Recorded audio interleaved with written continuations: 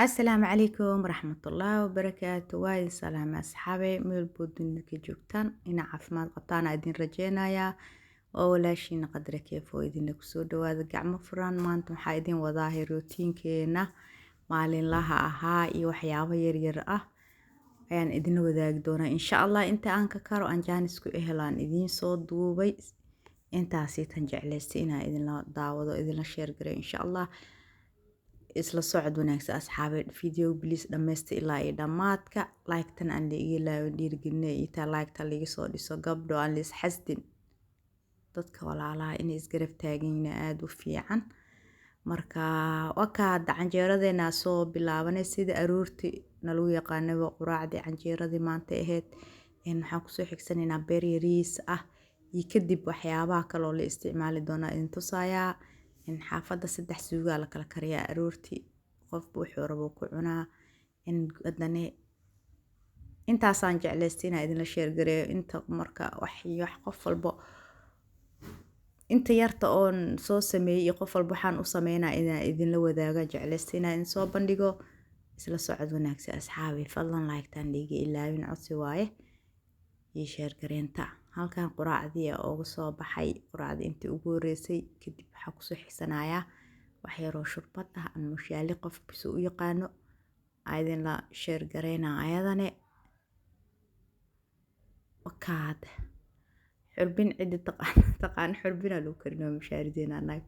xaafadda hooyaa joogaa rootinka ka soo duubaya xaafadda hooyadeer waxa yaal xurbinkaas wixii dhaqankii hore waa loo lahaa guryaha oo Soomaalida hadda badana ma yaalo guryo dhif yaala waxa loo badan qaandooyinka caadiga dadkii hore ay isticmaalo maaho taas isla ognahay marka saas wada noogu soo socda rootinkeeda please cod way gabdho gabar iyo wiil waxa ratid ba ahaaw waa maasantiin daawashadiina fadlan like tan leeyahay ilaawin like codsi iga tahay mushaalida ka soo baxnay koosta inta ku soo diyaarsanay baamiyaha quraacda qaybtii horeysay qaybtii kale haddana ku soo xijinayna ilaa iyo qadada